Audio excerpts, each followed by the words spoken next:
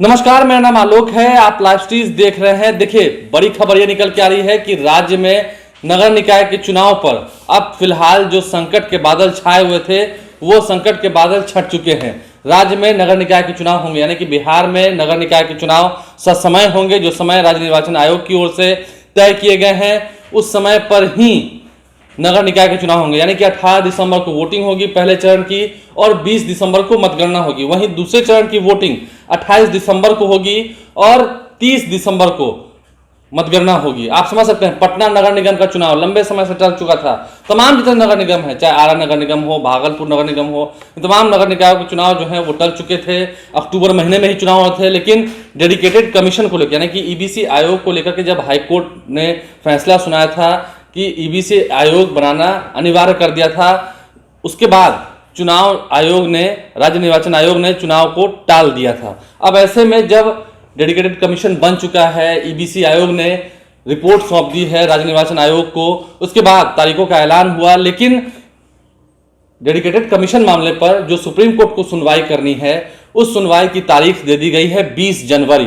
तो यानी कि जब तक सुनवाई होगी उससे पहले बिहार में नगर निकाय के चुनाव जो हैं वो संपन्न करा लिए जाएंगे। तो ये बात अब लगभग तय है कि नगर निकाय चुनाव पर अब कोई ग्रहण नहीं है, ग्रहण टल गया है। राज्य के 224 नगर निकायों के चुनाव पर फिलहाल संकट के बादल छट गए हैं। सुप्रीम कोर्ट ने नगर निकाय चुनाव में जुड़े एक मामले में अब 20 जनवरी को सुनवाई करने का फैसला लिया है। सुनवाई होगी 20 जनवरी को। यह चुनाव 2 चरणों में होना है, आपको पता है 2 चरणों में चुनाव होना है, 18 दिसंबर और 28 दिसंबर। तो अब देखिए, अब गलियों में लाउडस्पीकर बजने लगेंगे, परमिशन लिया जाएगा, लेकिन नॉमिनेशंस वही रहेंगे जो नॉमिनेशंस लोगों ने पहले कराए थे और चुनाव चिन्ह भी उन्हें आवंटित हो गया था। चुनाव चिन्ह भी वही रहेगा, नॉमिनेशंस भी वही रहेंगे। अब बस चुनाव लड़ना है। जिनको पहले फेज में चुनाव लड़ना था उनकी वोटिंग की तारीख होगी 18 दिसंबर और 20 दिसंबर को काउंटिंग हो जाएगी।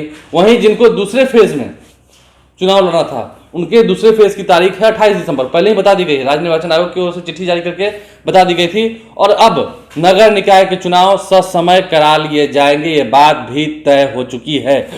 अब देखना यह है कि गलियों में कितना शोर बढ़ता है, वार्डों में जो पंचायत प्रतिनिधि हैं, जो मुखिया के लिए खड़े हुए हैं, वार्ड पार्षद के लिए खड़े हुए हैं, वो घर घर तक जाएंगे। पटना का मेयर कौन होगा ये भी देखना होगा, पटना का डिप्टी मेयर कौन होगा ये भी देखना होगा, क्योंकि चुनाव होना है और सबकी निगाहें हैं इस पर।